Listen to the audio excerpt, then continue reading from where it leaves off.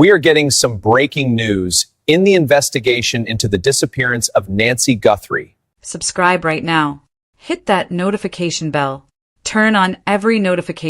Early in the investigation, authorities encountered a detail inside Nancy Guthrie's home that did not align with what they expected to find. It wasn't obvious at first. In fact, according to investigators, it was something that could have easily been overlooked.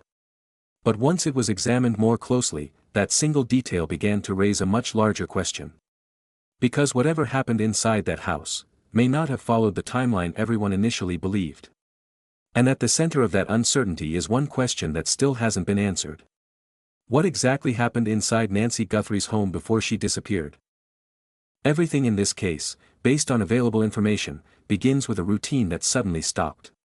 Nancy Guthrie was described as consistent, structured, the kind of person who followed her daily habits closely and rarely deviated without reason. So when she failed to show up for something she was expected to attend, concern didn't take long to build. At first, investigators approached it as a missing person case. That's standard. They began with the usual steps: contacting family, checking recent activity, reviewing her last known movements. But very early into that process, something didn't feel right. Because there were no clear signs that Nancy had left on her own. No confirmed travel plans. No communication suggesting she intended to go anywhere. And more importantly, no clear exit. Now think about that. If someone disappears, there is usually a trace. A direction. A last known movement that investigators can follow. But in this case, based on what has been reported, that direction was missing. And that's where the first shift in the investigation begins. Shortly after authorities entered the home, they began documenting what they found. At first glance, nothing appeared significantly disturbed. There were no immediate signs of forced entry, at least none that were publicly confirmed. But that wasn't the part that concerned investigators. What stood out was something much more specific. According to reports, forensic analysis identified biological material inside the home that did not match Nancy Guthrie. Now here's what matters. That detail alone doesn't automatically point to a crime. Homes can contain traces from visitors, service workers, or past contacts. But this particular finding raised questions for one reason. It didn't match anyone investigators expected to find inside that space. And that changes things. Because now, the investigation isn't just about where Nancy went. It becomes about who else may have been there. At this point, investigators began reconstructing the timeline more carefully. They focused on the hours leading up to Nancy's disappearance. Who she spoke to. What she was doing. Whether anything unusual had been reported. And initially, that timeline appeared straightforward. There were no immediate reports of conflict. No clear indication of distress. But that's where another contradiction begins to surface. Because while the timeline suggested normalcy, the evidence inside the home suggested something else. And those two things don't easily fit together. Now this is where things begin to shift. Because when investigators find evidence that doesn't match the expected narrative, they don't ignore it. They follow it. And in doing so, they began looking more closely at individuals who had access to Nancy's life. People who knew her routines. People who could enter her space without raising alarm. One name that reportedly began to draw attention was Tommaso, Nancy's son-in-law. Now, based on available information, there has been no confirmed public statement assigning guilt or formal charges. But according to investigative direction, his connection to the case raised questions that could not be dismissed. Because proximity matters. Access matters. And timing matters. But here's the part that complicates everything. Despite the growing attention around Tommaso, the timeline still didn't fully break. There were no clear, publicly confirmed moments that placed him directly inside the home during the critical window. And that creates a problem. Because if investigators cannot firmly place someone at the scene, then the evidence has to do more of the work. And that brings us back to the forensic detail. Now at this point, investigators believed they were starting to understand what might have happened. But that understanding didn't last. Because the more they examined the evidence, the less consistent the story became. That biological material, the one that didn't match Nancy, became a central focus. Where did it come from? When was it left there? And most importantly, how long had it been there? Because if that material was recent, it could suggest a direct connection to the disappearance. But if it wasn't, then it might lead investigators in the wrong direction entirely. And that distinction matters more than anything else in this case. Think about that for a moment.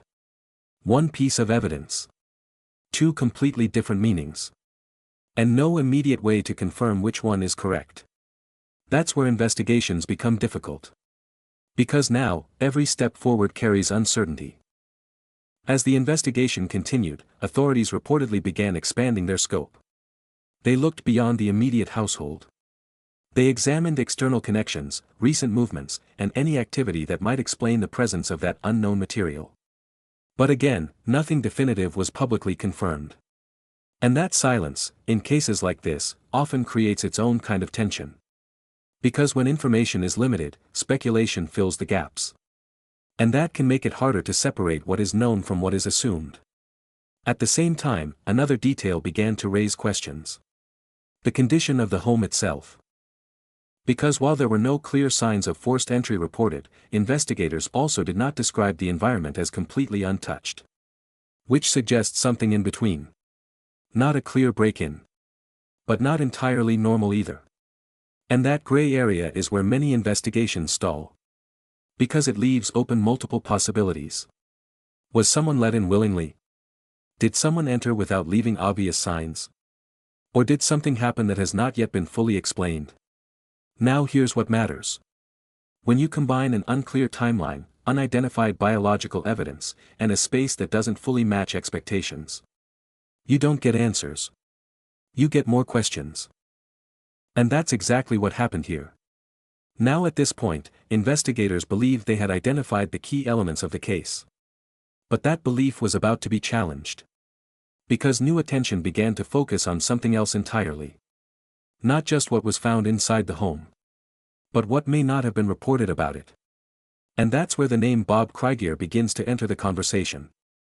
According to emerging discussions, Krygier raised concerns about how certain details in the investigation were being handled, particularly those involving forensic findings and how they were communicated. Now, to be clear, based on available information, these concerns have not been fully confirmed or officially addressed in detail. But the fact that they were raised at all introduces a new layer of uncertainty. Because if information is being interpreted differently, or possibly withheld, then the timeline investigators are working with may not be complete. And this is where everything comes back to the central question. Because if the evidence inside that home is not being fully understood, or not being fully shared, then one critical piece of the puzzle remains unclear. What actually happened inside Nancy Guthrie's home before she disappeared? Because if that biological evidence is recent, then someone was there. But if it isn't, then investigators may have been focusing on the wrong lead from the very beginning. And if that's the case, then one question becomes unavoidable. What else might have been missed? And more importantly, what hasn't been revealed yet? Now at this point, investigators believed they were beginning to understand the direction of the case, but that changed. Because the focus was no longer just on what was found inside Nancy Guthrie's home. It shifted to something more difficult to measure. What was missing from the timeline?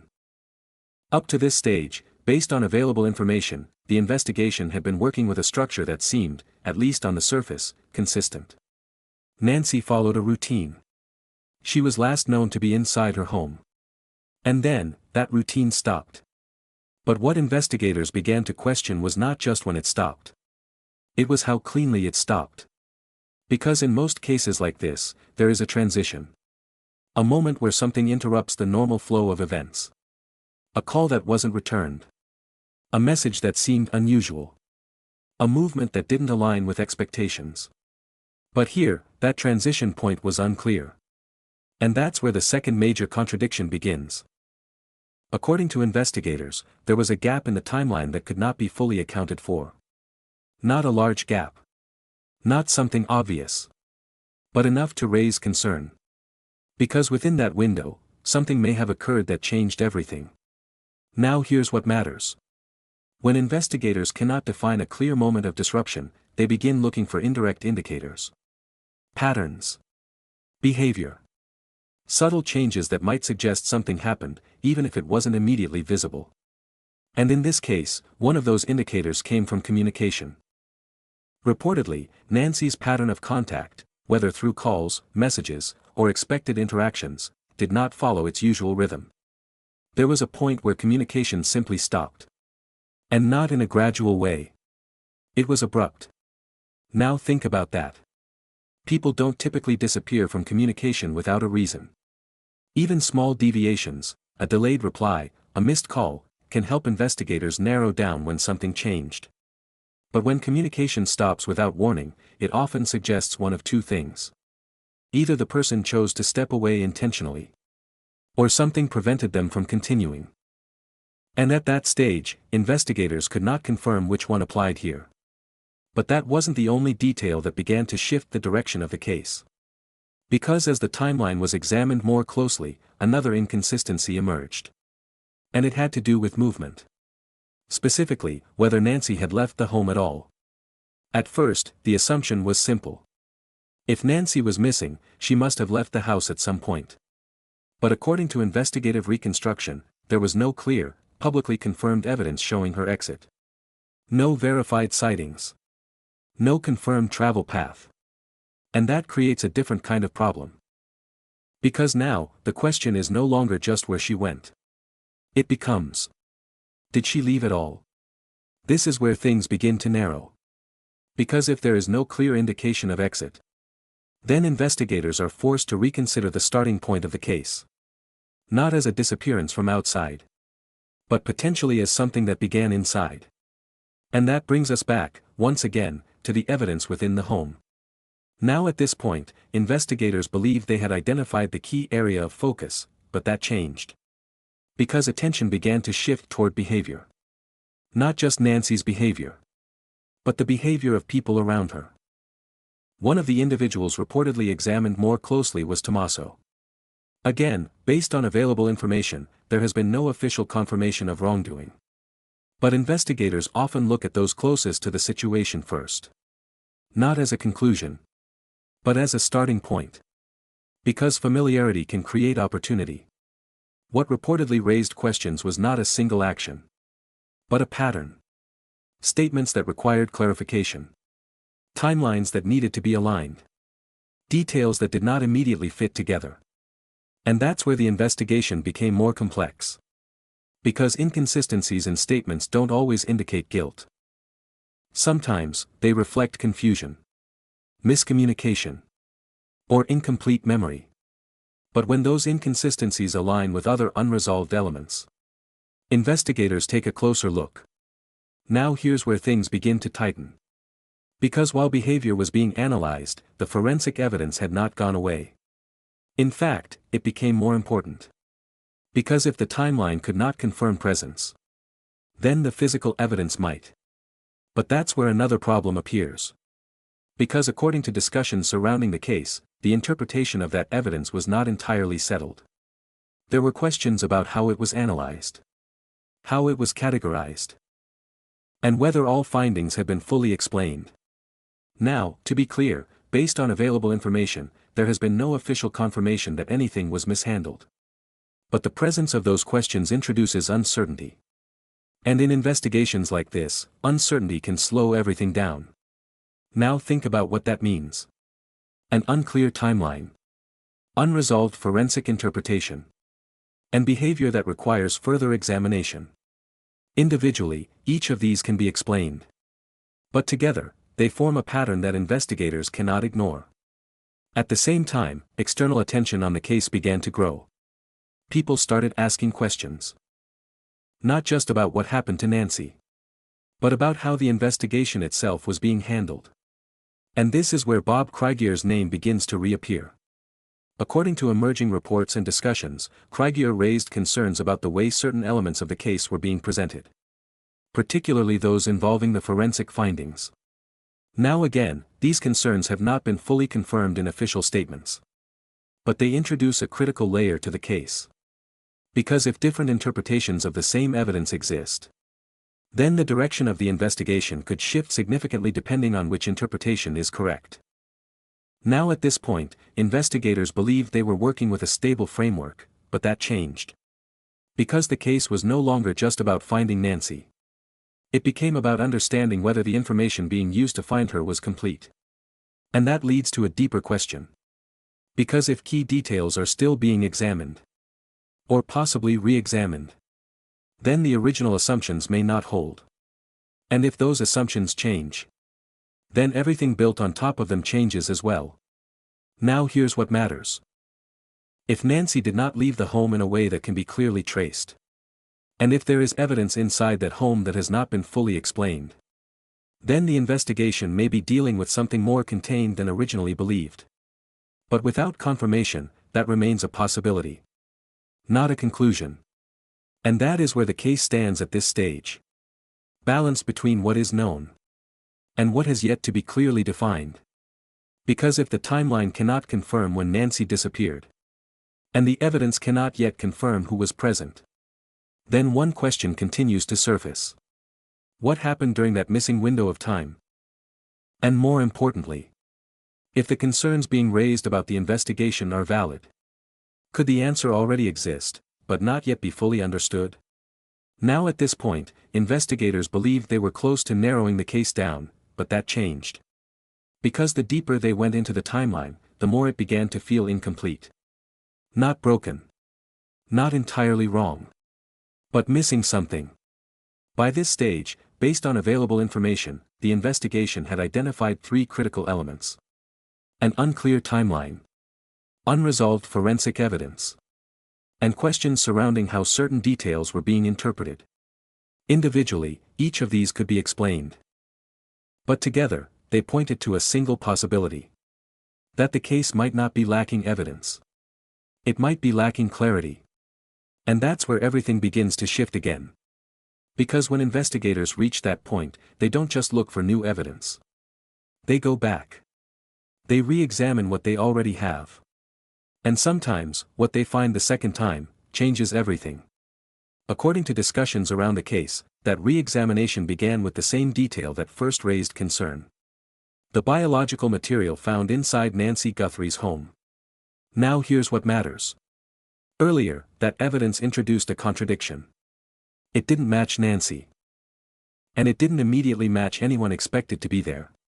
But what investigators began to question wasn't just who it belonged to.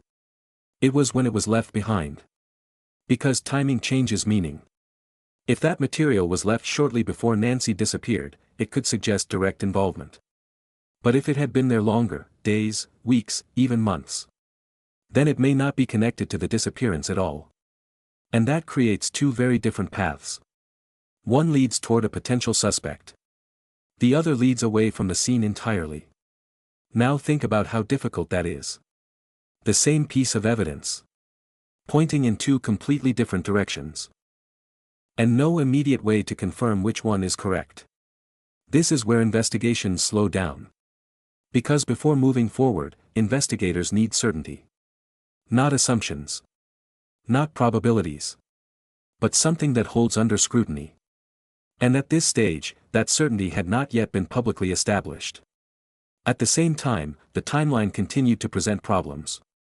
Because even after reviewing communication patterns, movements, and reported interactions, that missing window still could not be fully defined. There was no clear moment where everything changed. Only the realization that something had. Now here's where things begin to tighten even further. Because when both the timeline and the forensic evidence remain unresolved, investigators begin to rely more heavily on consistency. They compare statements. They revisit earlier accounts. They look for alignment between what people said and what the evidence suggests. And in this case, according to available information, that alignment was not perfect. Again, that does not confirm wrongdoing. But it introduces tension. Because small inconsistencies, when viewed alone, can be explained. But when they appear alongside physical evidence and an unclear timeline, they carry more weight. Now at this point, investigators believed they were refining the case, but that changed. Because external scrutiny began to grow louder. Questions were no longer limited to what happened inside Nancy's home. They began to focus on how the investigation itself was unfolding. What had been shared? What had not? And why certain details seem to remain unclear. This is where Bob Krygier's role becomes more significant. According to emerging discussions, Krygier pointed to possible gaps in how information was being communicated, particularly around the forensic findings and their interpretation. Now, to be clear, based on available information, there has been no official confirmation that any information was intentionally withheld. But the presence of those concerns introduces something investigators cannot ignore. Doubt. And doubt, in a case like this, affects everything. Because if there is uncertainty about the evidence, then there is uncertainty about the conclusions being drawn from it. Now think about that. If the timeline is unclear, if the forensic evidence has multiple interpretations, and if questions are being raised about how information is being handled, then the investigation is not just trying to solve a disappearance. It is trying to define the foundation it is built on. And that brings everything back to the central question. What actually happened inside Nancy Guthrie's home? Because at this stage, there are only a few possibilities. Either Nancy left in a way that has not yet been traced, or something occurred inside the home that has not been fully reconstructed, or the evidence being used to answer those questions is still incomplete. Now here's what matters. Each of those possibilities leads to a different conclusion. And until one is clearly supported, the case remains open. Not just in status, but in understanding. Now at this point, investigators believed they were working toward resolution, but that changed. Because the deeper question was no longer just about Nancy. It was about whether the investigation had all the pieces it needed. And that is where the case stands. Not closed. Not fully explained. But held in a space where evidence, interpretation, and uncertainty intersect. Because if that biological material is recent, then someone was there during the critical window. But if it isn't, then investigators may have been following a path that leads away from the truth. And if the concerns raised about how the case is being handled carry any weight, then one final question becomes impossible to ignore. Is the answer already within the evidence? Or is something essential still missing?